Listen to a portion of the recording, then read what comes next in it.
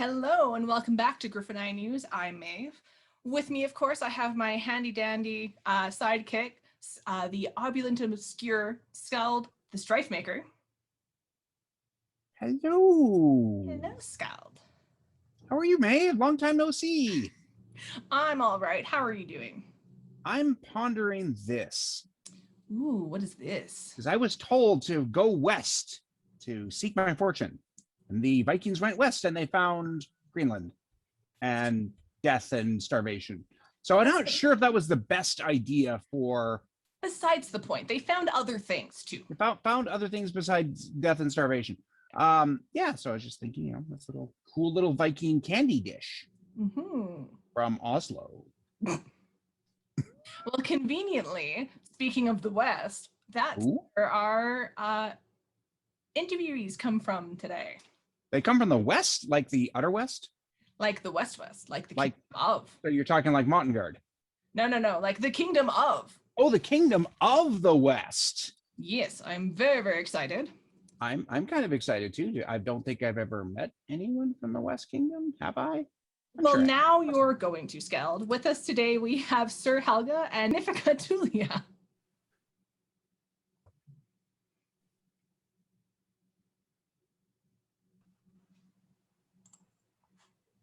Hi. Hi. How are you both doing? Good. And how many of those have you had? Don't ask silly questions. Don't put me on the spot like that. Oh, I'm sorry. Rude. Absolutely rude. Really, what was happening was that Helga and I were furiously texting between one another behind the scenes, waiting in the little waiting room. And she just literally dropped a truth bomb on me right before, as soon as you guys came back online. That's rough. That is rough timing. Oh, can we ask what that was? So rough. What was that? Can we ask what the truth bomb was? Helga? So we were actually talking about how fun it has been to interact with you guys through chat. And then in the beginning of the show, to get to know you and just you guys are so bubbly and fun and full of life. And both Sassy and myself, by the end of our show, we were kind of going through the motions. And Sassy said, when did we get so jaded? And I said, I think when we started taking on the heavy more often than not, and we accidentally stole our own joy of what we were doing. Oh, literally you cut right back in at that point, and I'm like, that's deep. Okay. I was gonna say that's heavy. But this has been a really good reminder because we're talking about coming back for season 2 of Between Two Peers. And that was a really good reminder of just if we come back with the same script that we left with, we're gonna do it to ourselves again. Right. And because we tackled some really hard shit, we had some really amazing hard conversations, and we should continue doing that, but also we shouldn't just hyper focus on that. Yeah. Right. A good balance. So this was good for the soul. This first 30 minutes of this has been very good for the soul. There's been many excellent thoughts. Perfect. That's exactly what we intended, I'm sure. We're going to take that with us and digest it. And you know what? A learning moment has happened. So let us move forward. What we strive for on Griffin Eye News is learning moments. We are apparently officially educational folks. Yes, educational content. Amusingly enough, before we even get into the questions, I think that we in the SCA do that to ourselves about whatever we hyper focus on, is eventually we become too serious and we steal our own joy, because part of the SCA is the getting lost in the experience. And if we hyper focus on all the hard parts of the experience, what we do is slowly it becomes the trudge, and we lose the idea of why we're here. So burnout happens because we lost the stardust. And so occasionally go travel, go do other things, because step away from what you hyper focus on in the SCA, because you're going to get a new round of stardust, because there's going to be other people that are super excited and remind you why you're there. I may be full of thinky thoughts tonight. Excellent. This is going to be a really interesting episode, folks. I'm not sure if there's going to be anywhere for this interview to go, because we started. Yeah, we're just already super deep. We got nothing left. I haven't dropped an F-bomb once yet. I was told this is a PG show. We're going to see how long that rating lasts. We're going to really try. I don't have high hopes. I'm sorry. Money on me being the first Okay. So to drop the F-bomb. the Griffin Eye News betting game. Who drops an F-bomb first? Okay. Place your bets do you now, want to put folks. coins on this? Place Yeah, your let's- bets now. Take your bets. Okay. I can't bet for myself because then I'm Well, gonna. I bet that Sir Helga. I think you're gonna say it first. I Okay, got so a what feeling. are you betting though? Because you got to put something. You got to risk the bet. Fair. It's fair. I gotta risk something. Is that something I like have right in front of me, or Point. But like if you have coin, we can always UPS coin to each other. I can totally UPS you some coin. I got some cool coins in a bag somewhere. And Okay, some awesome you're rocks. betting- Do you like rocks? Like Italian rocks? I got some Oh, Italian I love marble in a rocks. bag. I'm a huge fan of rocks, actually. Okay, so if you're betting on Helga, then I bet $5 Canadian on Tullia. Ooh, okay. Oh, Wow, real whoa. money, not Italian rocks. Yeah. Okay. I will mail it to you. Well, there we go. So we now have the betting pool starting. For the audience watching, if you've got a buddy, you should lay your bets right now because exchanging coin throughout the SCA known world is how we have a lot of fun. So text your buddy now, hit pause, text your buddy, place your bets, and see which one of us is the first one to drop the F-bomb and help us get coin around the known world. FYI, the West Kingdom is a betting culture. So I'm Good to getting know. a feeling here. poor Calbard found that out the hard way when he had a bunch of Westies on to play a game. Because we'll bet on people's bets. Oh, interesting. I mean, the best or worst bet in Avacal was when Prince Winar wagered his crown and lost to Prince Torin and had to step down because he lost the principality in a game of dice. True facts. Well, This that's happened. an oops, a massive oops. How did Very that? big oops. His inspiration, his queen or princess was not happy. Let me tell you. Yeah, you never bet the crown. You never bet the crown. Bet both. Or he bet one, and then she just threw hers in because she was. Yeah, she was just like, nope, not doing this. We're done. However, I'm going to jump into the actual questions real quick. The actual thing here. Not that I'm not loving this. I'm gonna have much fun this interview. How long have you both been playing in the SCA? Well, I joined when I was 15. I am 43 now, so do the math. I think that's approximately 27 to 28 years. I'm not entirely sure. Well over half of my life at this point, though. So I've been in for a long time. My formative years. It's a lifestyle. It's no longer a hobby. Fair. Pretty much, actually. So I have been playing off and on for 20 years. Nice. Good. The long timers, nice to see. Mhm. How did you both get started in the SCA? So I had a high school boyfriend who was like, hey, because I was very big into the Renaissance fair scene, and in California, where I live, Renaissance fairs are a huge thing. And so I discovered a Renaissance fair when I was about 12, and I started doing that. And then a boyfriend of mine, my first actual boyfriend, in fact, said, well, if you like that, you'll probably like the SCA. And I was like, I've heard about the SCA, sword carrying a-holes. Look, I didn't even say a bad word. Okay. The bet's still on. I'm trying, I'm really, trying hard, but yeah, or Society for Consenting Adults, I knew all the crappy acronyms for Yeah. what SCA stood for. And I was like, I'm not going to like that. That's dumb. And I go to my first event and I'm literally blown out of the water. Like, the king is on horseback and he's lining up in front of my camp and he's nice. And there's all these courtiers and beautiful ladies in waiting and knights in armor. And oh my God, I threw in 100% at that point. I was like, this is where I want to be. This is what I want to do. I love this ridiculous activity so much. And the rest is history. Awesome. Awesome. I found the SCA as I was 14 years old and pedaling my little ass from one part of town to another. And there was some rando ass dudes in a park in some relatively shady armor. At that point in time, I realized now, very shady armor. Hitting each other with sticks, and I would like to note my little medieval hero complex went off. Bang! And thus I found the SCA. And my parents cried and cried that their daughter was even weirder than she already was. I had my childhood best friend's mother, when I said that I wanted to, bring her with me to an SCA event, said, "The Satanic Cult of America." Satan's Church of Alberta. I've heard that one too. Yeah, and I had to have that. Yeah, I was like, yeah, no. I mean, we're all just nerds in costumes, but okay. Super safe. Like, honestly, probably safer than anywhere else you're gonna, like, your daughter's gonna end up, like, and that's saying a lot, but yeah. Yeah, there was a parental argument in my house of she's not into drugs, she rides horses, has milk goats, and likes to do medieval stuff. And has straight A's. Like, we can't really, she's fucking weird, okay?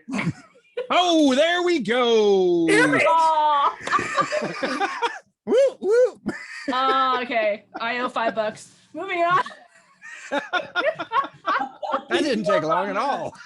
Your $5 Canadian. I'll come get it. I can't wait. It'll be in the mail. I feel like I let you down here. I was on your team. You performed, exactly. I know how to it was pick a winner. admirable. I was making an impression of my parents, and there was just going to be cuss words there. Yeah. No worries. Okay, so you guys are obviously the hosts of the famous show Between Two Peers, and I'm assuming you guys were both like in broadcast. I mean, you're from California. Everyone there's a show business, right? Oh, yeah. So that's like what you guys did, or was this like new to you? So I had a very brief flirtation with radio in my late teens, early 20s, enough to know that rock radio and corporate rock is terrible and should die in a fire. Okay. But I have a theater background. So before that, and then after that, there was this whole like theater background thing that happened. And but other than that, nope, never had any kind of broadcast experience other than the rock radio station, corporate rock station.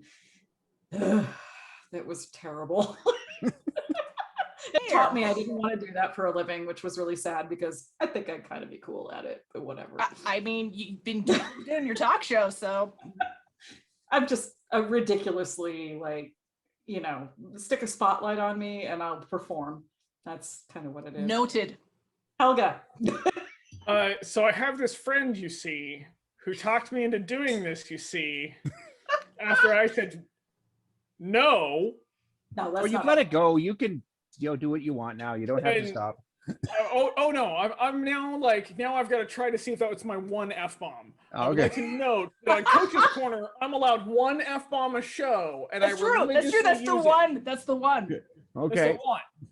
We'll see. Actually, if it's only the one, I make. Well, we should open it up after I accidentally drop it, and we're just like, Oh, then they just put a clicker counter. We can see who can outdo who. Yeah, that's right. You can do that. We can do that. We can come up with the weirdest ones, like cockwaffle. But I love this.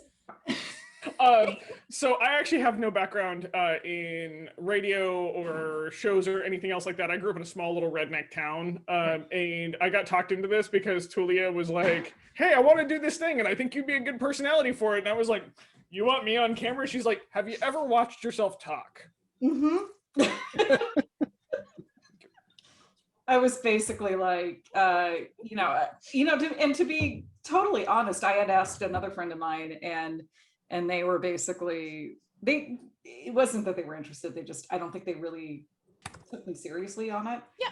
And when I let a couple of days go by and I was like, but no, I really want to do this thing. And the next person on my, little Rolodex to coin that ancient phrase, was Helga. I was like, you know what? Well, if this person is not going to do it with me, I'm going to do it with Helga and see if she'll bite. And Helga was like, okay, why not? So yeah, and it actually turned out to be really kind of great. And I'm very glad that in a lot of ways that the original idea didn't work out the way that I envisioned it, because what happened was really amazing out of it. So yeah. And I'm glad that I got over my stage fright and just did it. God, I can't believe we have stage fright. Like, I just still don't believe that. Okay, you dealt with me as queen every time. Oh, it's court. Did I do okay? Is this fine? Did I do okay? Did I screw this up? Did I sound okay? Could you hear me in the back of court? That's not stage fright. That's every actor ever. Yeah. Oh my God. That's like every actor who goes on stage. Like, did I do okay? Did I, all that. Man.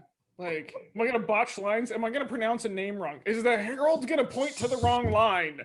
Like, If it was me, I'm so probably. nervous that I just memorized ceremonies. Nothing can go wrong. It's fine.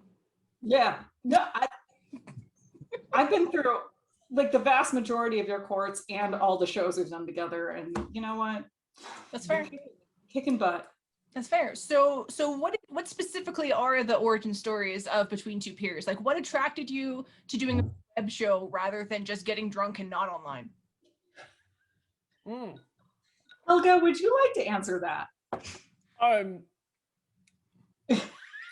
Well, I have this friend, you see. No, actually, it was actually a cool idea. And one of the things is I'm a marketer by trade. I'm a marketer and a PM. And one of the things that I was seeing the FCA was about to go through was the shift from in-person to online content. And if anybody studies history, cough, cough, like every SCA person should really, we understand that pandemics take between 1.5 years and 3 years to hit through their peaks of the population around the world, which means quarantine in a modern day should take approximately 1 year if we followed fucking quarantine protocols.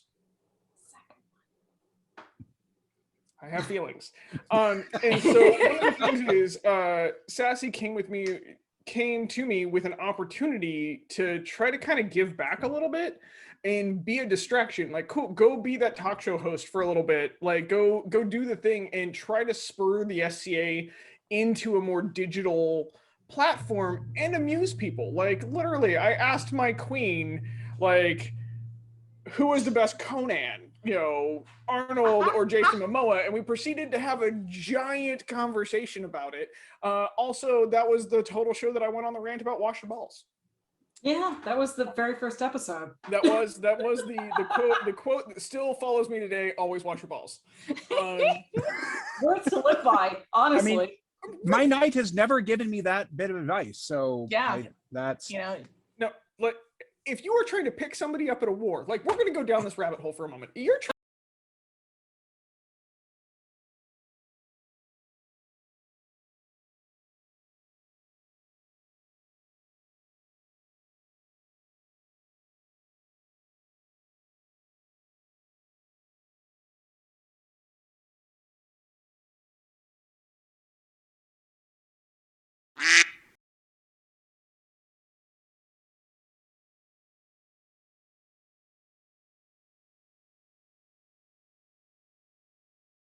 Baby wipes are made for a reason. Be kind, rewind. So what I'm hearing from you is that the old legend that chicks dig fighter skunk is not true? No. That is 100% getting edited out. Co-signed. You want to know what you should do? Is you should 100% there just take and just mute me. Like, just keep it in, but just mute me. Yeah. Yeah, and we can just put like a censored on, it'll be fine. Well, so Helga was just talking about the genesis of this question, and there were like several things that came to my mind, none of which now are in my mind because that's the way my mind works. Yep. Helga, before you got onto the wash your balls bit, you were talking about I was waxing on poetically about this. So That's what it was. But the online content was coming out Yes. because Sassy came to me at the same time that I kind of came up. It was like 2 weeks later. Me and a crew got together to do Known World Entertainment Guide because a bunch of other shows were coming out all at the same time. Right.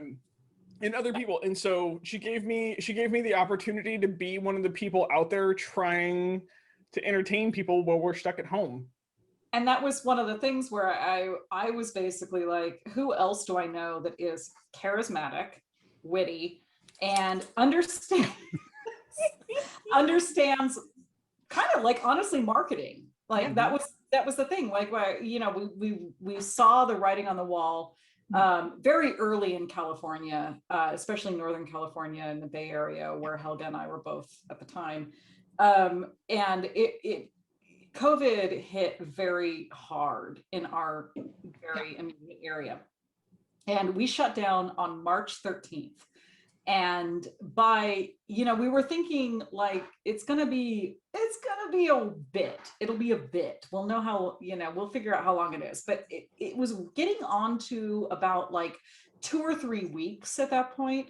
And I was like, I really think that this is not gonna lift anytime soon, and the SEA is going to have to figure out how to engage online. And I wasn't seeing the society level, like the bod and the society and then the kingdom level, I wasn't seeing that move fast enough into that kind of territory of like, well, we're going to have to be virtual, we got to scramble, we got to figure out how to do all these things virtually.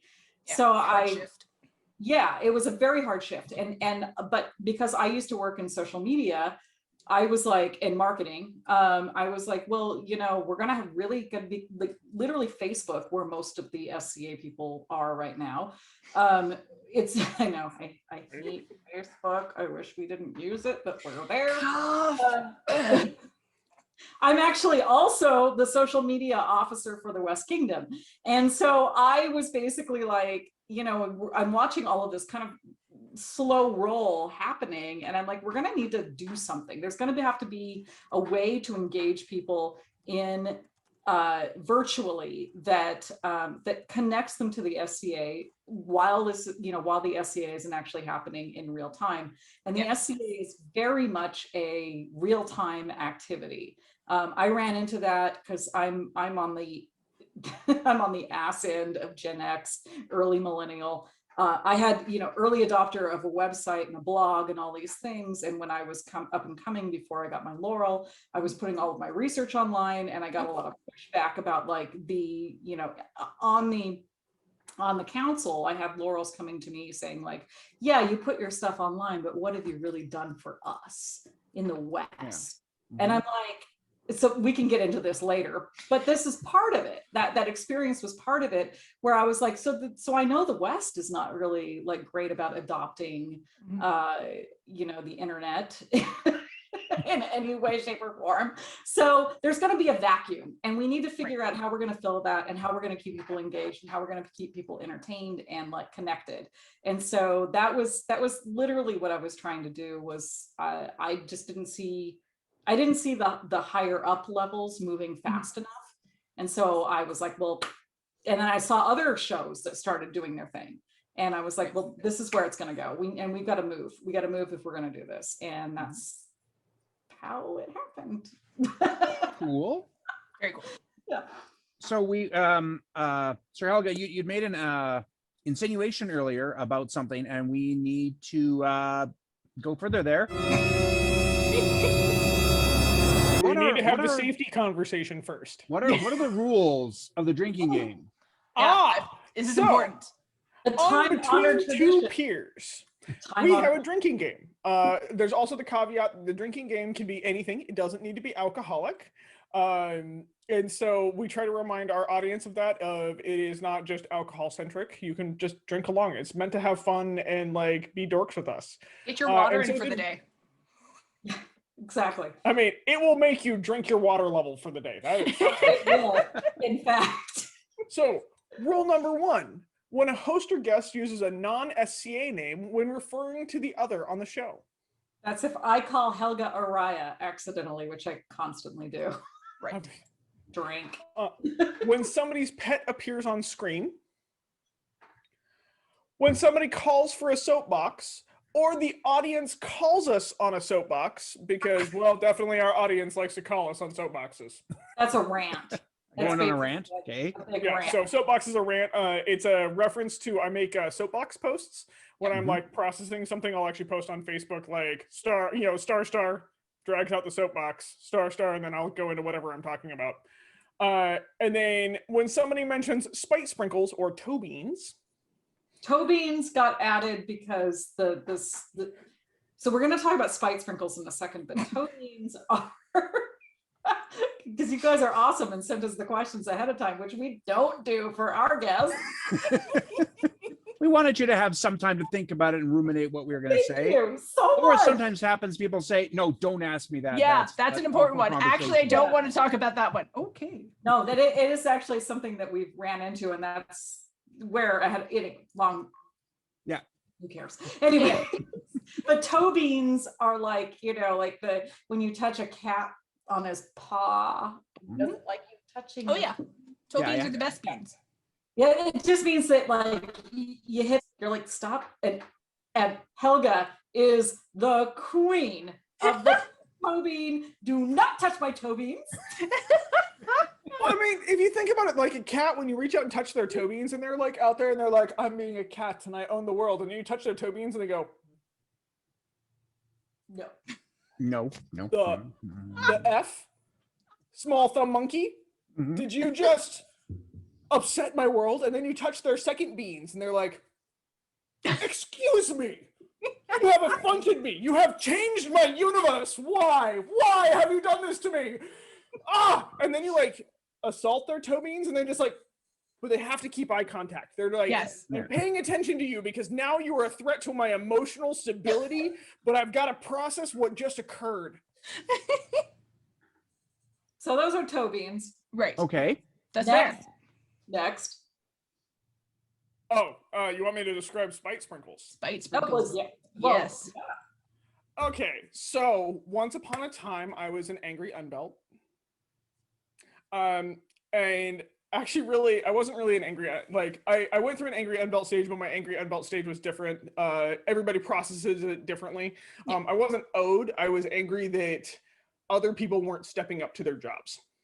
Fair. And so there's some people that are like, I should be a knight. And I'm like, man, I'm still a squire and doing this. What the like, and I belong to Squire. Like, how am I outdoing you, asshole? And it just actually became like I would have coffee conversations with my knight about this. And my roommate at a time would make me a coffee and put whipped cream and sprinkles on it. Oh. Especially when I was having one of these like deep philosophical conversations about the universe. And so they turned into spite sprinkles because realistically, I understand that I run off of spite. I am not a person, like, I want to be that noble person where I'm like that lawful good character that runs off the laws of the universe and I am here to make it better.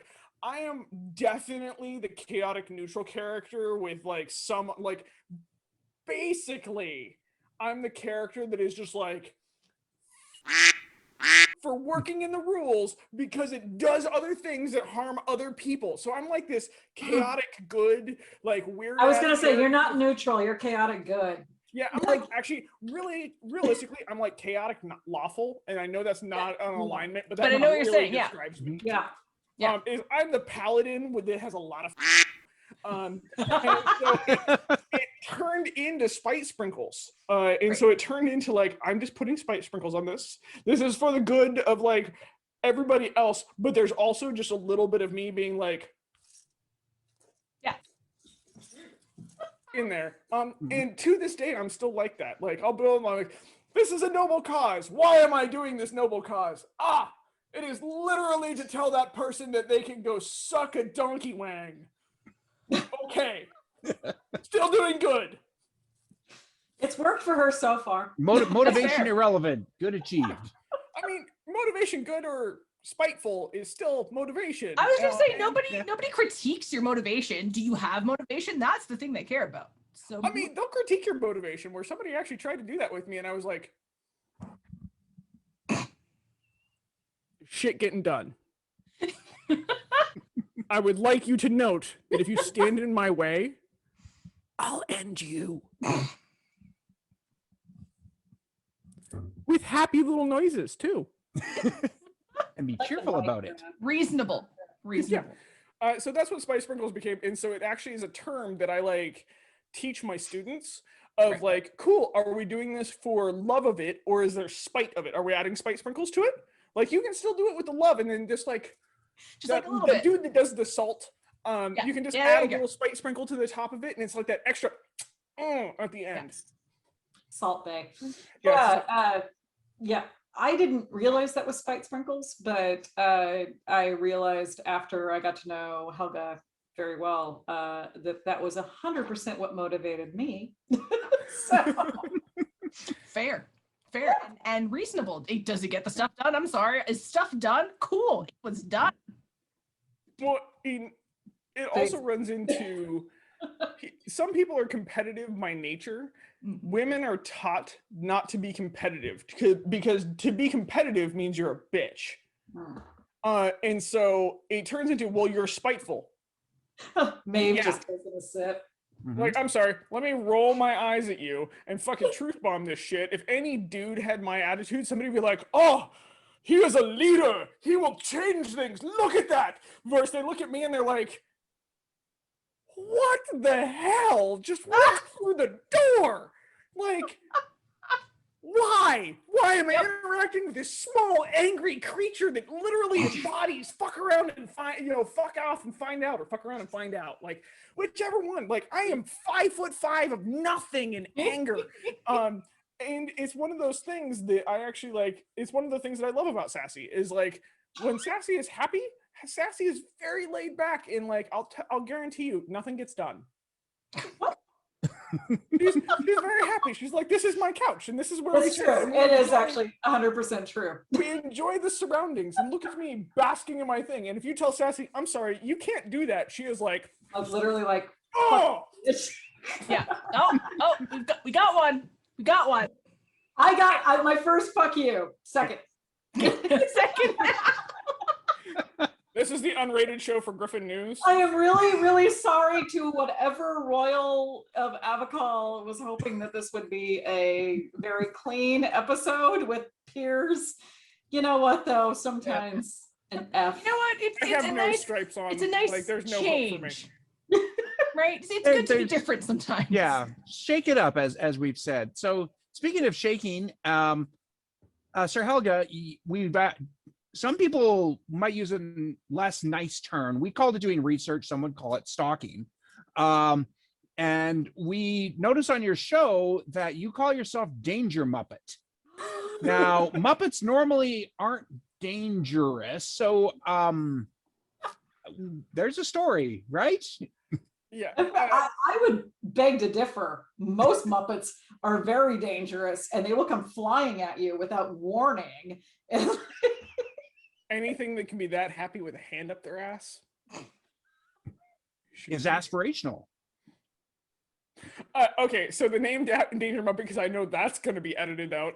In the unedited copy, you may hear what I said there. You should totally buy merch and thus be able to hear what I just said. So moving on from that, as the marketing brain took over. So Danger Muppet came around from, if you look through my photos, I am not the most photogenic individual. I disagree, but continue. Disagree. Okay, so one of the things is selfies are a different thing because I can control my face a little bit.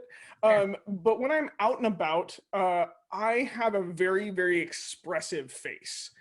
So I talk with my hands, I talk with my face, like you can, like everything moves on my face. I am like literally one of the Muppets where I got little eyebrows that just go all the time. It's eyebrow semaphore.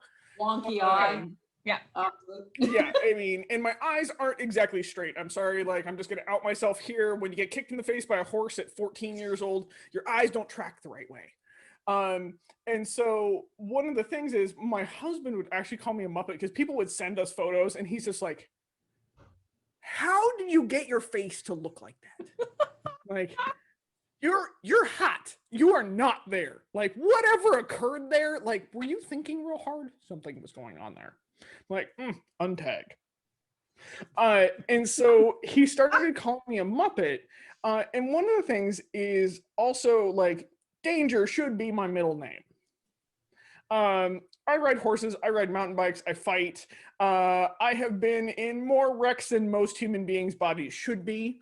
Also, I have a strong, I'm trying to think, it's predilection, I think is the right word, to getting my friends in as much trouble as I can also get them out of. And I would like to note that when you've been doing this for as many years as I have, you can get them in a lot of trouble and get them out of a lot of trouble. See, but that's the follow through. Can you get them out of it? Yeah, can you get them Oh out? yeah, no. Everybody should always go home. And if they aren't sober, they get to go home alone. If they are sober, I'm going to vet out whoever else is in their bed in a very scary manner. And then, everybody gets to go home. None of my pack is just going to wander out in a ditch. Like, you're not getting left in a privy, okay? And so he's like, he would just say, Danger's your middle name. And then he just started calling me Danger Muppet, and it stuck because he did it on the war field. Oh, no. And everybody loves a nickname in the SCA. I went almost 15 years without gaining a nickname in the SCA. In the span of a year, I got like 4. So, but Danger Muppet is the nickname that stuck because the nickname that is not the one that you want is the one that is going to stick the most. And then you just embody it, because why the fuck not? I am not a photogenic individual. I am going to look like a sloth trying to outrun a semi-truck all the fucking time, okay? Like, that's just how this goes. Or a cockatoo that got in a fight with a fan and lost. Like, my hair is bright pink, okay? And it goes in all directions when my helmet comes off. I look like a cockatoo that lost that fight, like, flat out. Like, I am never going to be one of those people that take off their helmet and have that, like, swish moment. Yeah.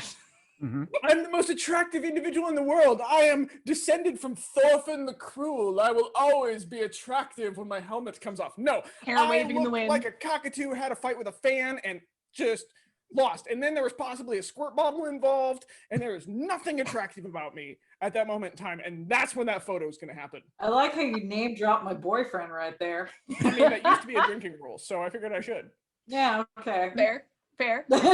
However, in our completely legal information gathering process, we discovered that you're not the only one with a nickname, though. Sassy Seamstress also, I feel, has to have some kind of story to it. Well, said referenced boyfriend called me an angry little gelfling.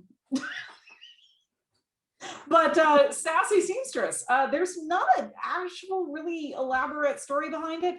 It was honestly Helga and her like amazing marketing brain. We were like, we should do nicknames. And she's like, I'm going to be Sir Danger Muppet. And I'm like, I don't have a nickname. And she's like, what about Sassy Seamstress? And I'm like, okay, let's do it. Nothing wrong with being accurate. Nothing wrong with that. Nothing I'm just going to say like angry little gelfling. Also kind of cool. Angry little gelfling doesn't really roll off the tongue. Not quite as nicely, but no.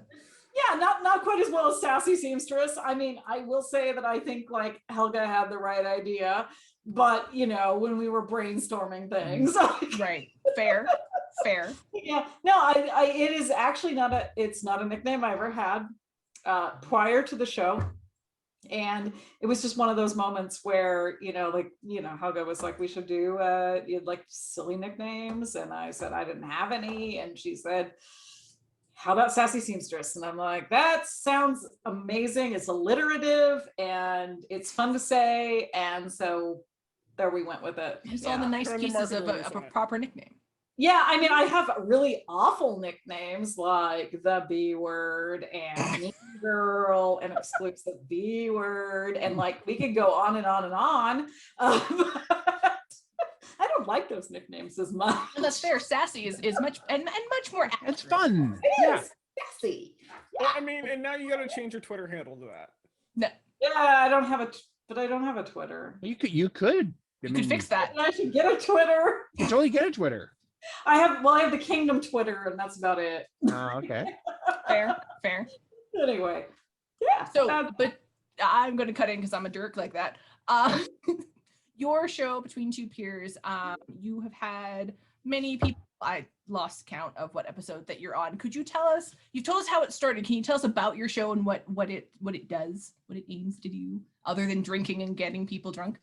Well, and you don't have to drink alcohol. Sorry, drinking in general, whatever your beverage preference. We had to really kind of, there was a whole moment there where we were like, are we like contributing to toxic alcohol culture? Like maybe we should really make it a point of saying you don't have to drink alcohol. Also, I did want to mention too that in the West Kingdom, Mhm. which is one of the drinking rules in the West, That was one of the original ones. the original ones, yeah, is that used to be or the original, I guess the genesis for the drinking rule, the drinking game came in because any former queen or princess in the West Kingdom, so Queen of the West, the Princess of Mists, Sinagua, or Wertha, or way back in the day, Lockhawk,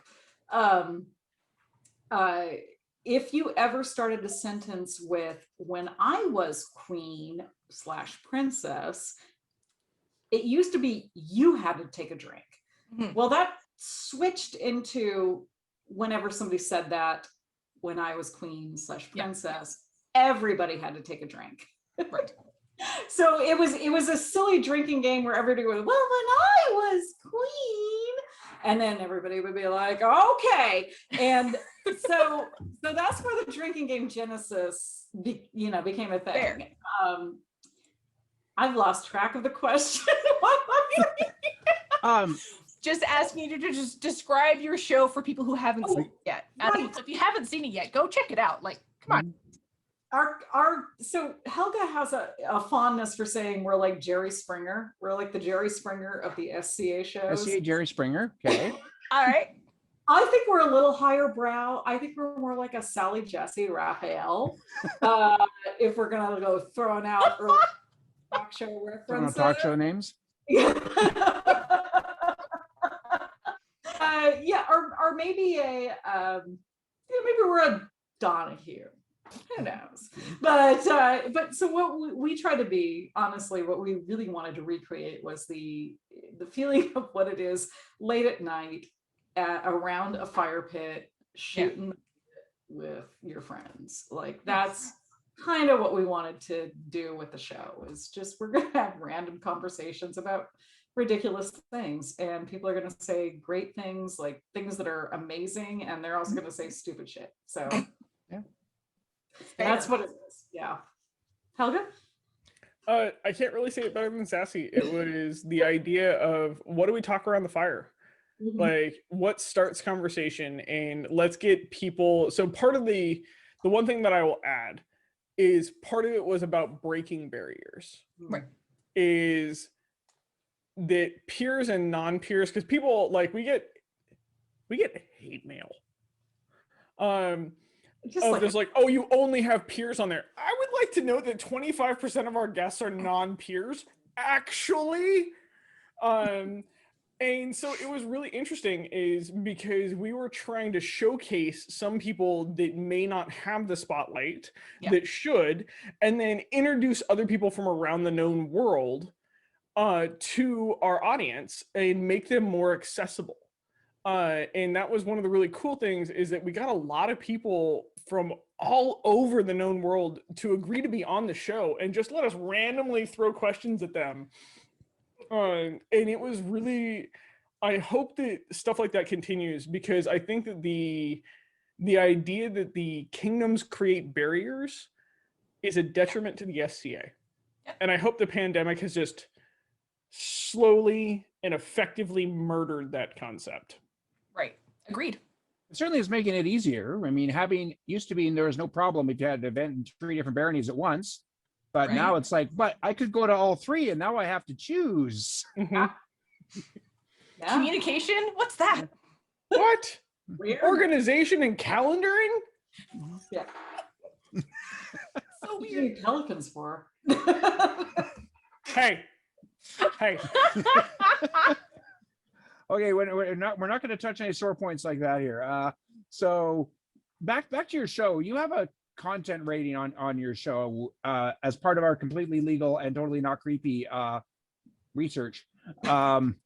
We noticed that your content says, it's rated P for language, sass, shenanigans, sexual conversation topics, and opinions. Now, I haven't been to a movie in a while, but I don't recall rated P.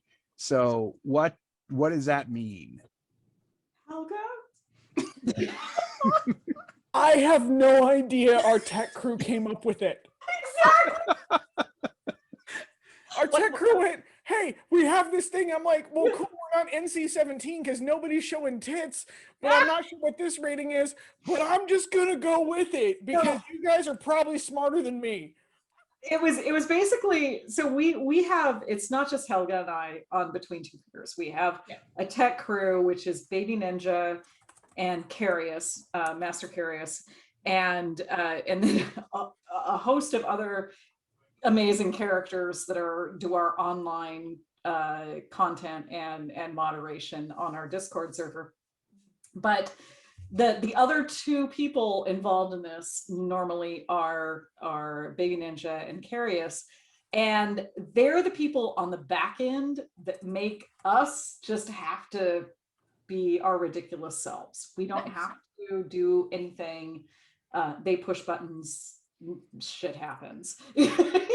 Fair. They make you look Yeah. super cool. So, yeah, but very early on when they came in, because the first couple of episodes, I think probably the first 2 to 3 episodes of Between Two Peers was me trying to do the tech stuff, and that was not good.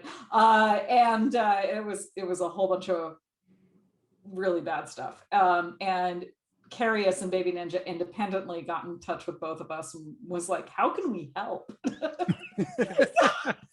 Actually, Is that sort of they both like PM'd me and they're like, you guys are a shit show. We would like to help. Yeah, We have the background in this. Can you let us give you your time? And both Sassy and I were like, please God, do this thing. take this ridiculous thing that we're trying to do and make it better. I would also like to note that you guys are now learning why I'm called Danger Muppet, as I just like orally assault my mic. That's fair. That's fair.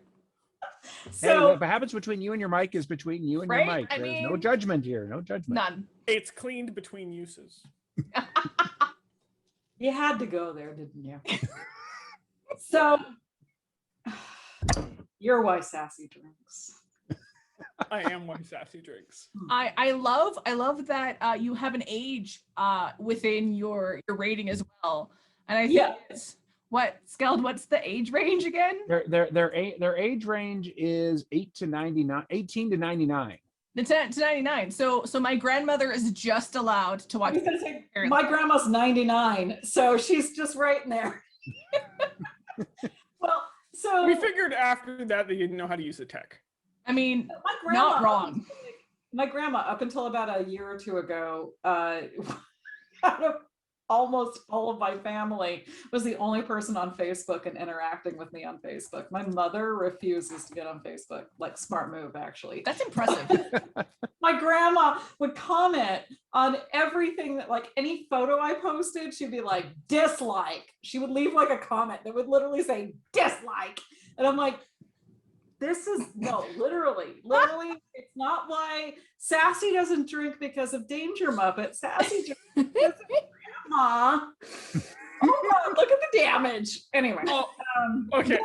I would like to note that my family's the opposite. Like, my uncle sends me like fan letters. Where he's like, I don't even know, like, I don't even get what you do in the SCA, and I watch your show and have a blast doing it. And then my husband's, Hans's family, a bunch of them like watch the show religiously. Like, Awesome. I'm like, oh my God, what is the impression you're getting of? You're never going to speak to me again. What? What was the question again? Well, Rating, we we're on were rating. asking about your content rating, and, Yeah. and we Oh, were kind of, content rating. you know, I actually just want to give that, I want to shout out that credit where credit is due. And that is literally Baby Ninja and Carius both, I think during that conversation, they were like, it would be really hysterical if we had a content rating, and we were like, okay, cool. And that, you know, like the old FBI rating on Right. their- Yeah, no, exactly. well, and you definitely have a good CYA thing there saying we Yeah. are not SCA, we're not Yeah. associated with the SCA. The SCA knows nothing about us. Right. You know, I mean, and that actually came fairly late in the game. That actually came halfway Sir, through. Sir Helga, you had a comment? Yeah. Yes. That came because the society social media officer who has been on the show was like, you guys might need to warn that you're not SCA And content. she's my boss. Like, we need you to preface this. So that's how you know thus you've made it. Thus the Love you, warning went Anne. on. Love you, Anne. So that's how you know you made it, is when the society level social media. So Like, Also, yeah, if you you're getting guys really get a popular. chance- next I wanted to, because of your wonderful, special, unique content rating, I Mhm. have also stolen from your webpage that I non-creepily looked at. One of the questions that you had for your audience after one of your shows, which was, what can you say during court that you can also say during sex? That's my favorite question that ever got asked on the show. So mine is, shh.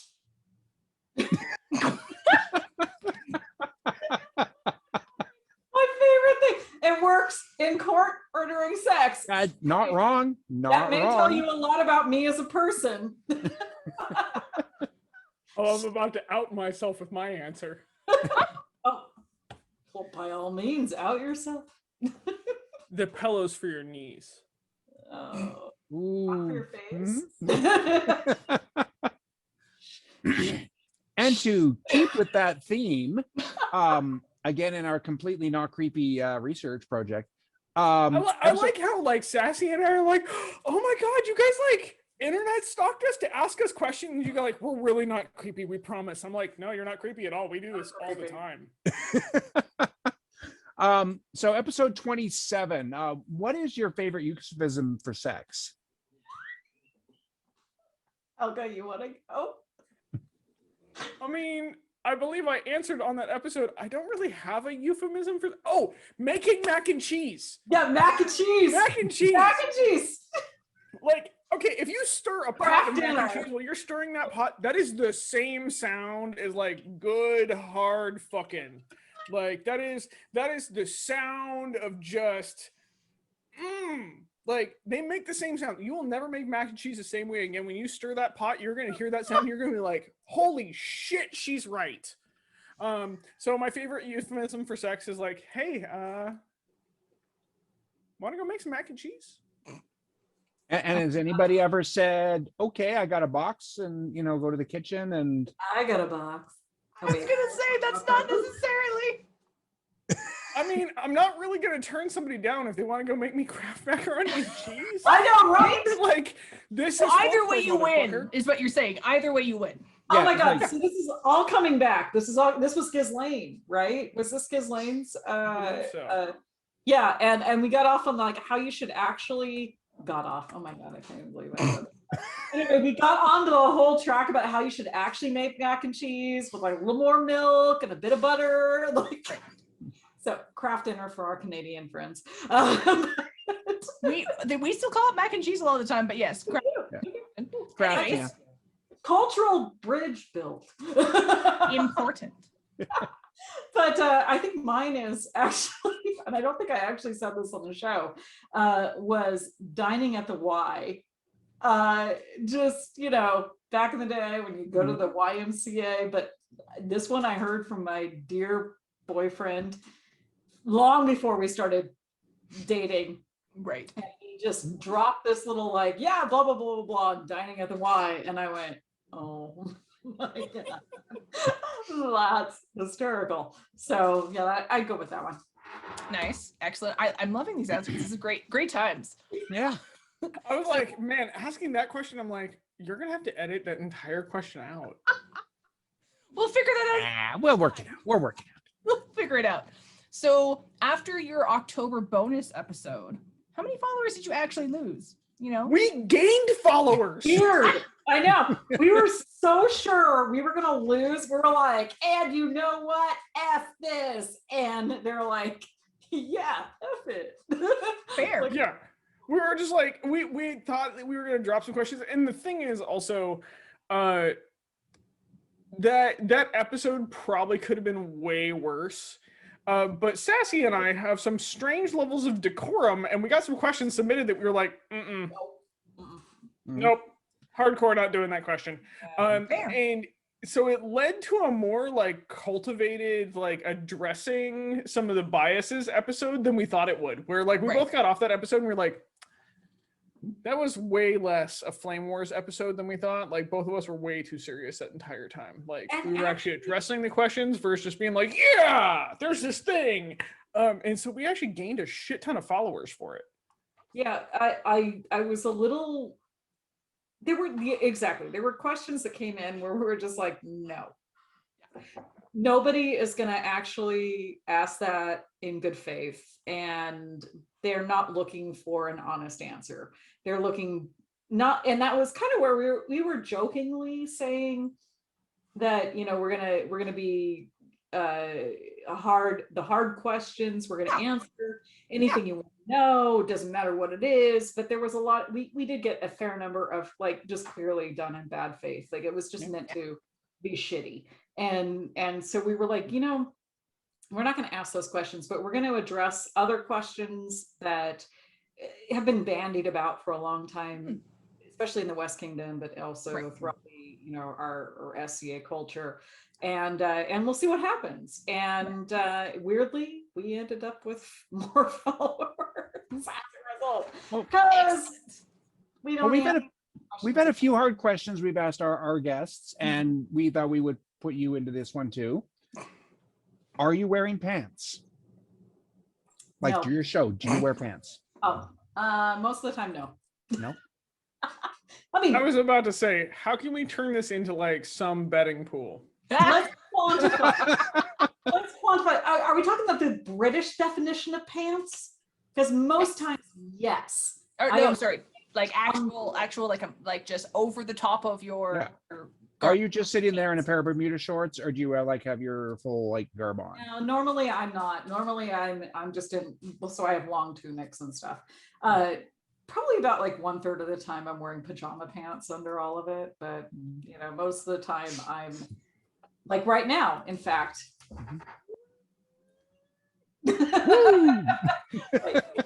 Now Helga's gonna be like, and the amount of times I'm commando. Hey, I'm actually commando very little. Thank you very much.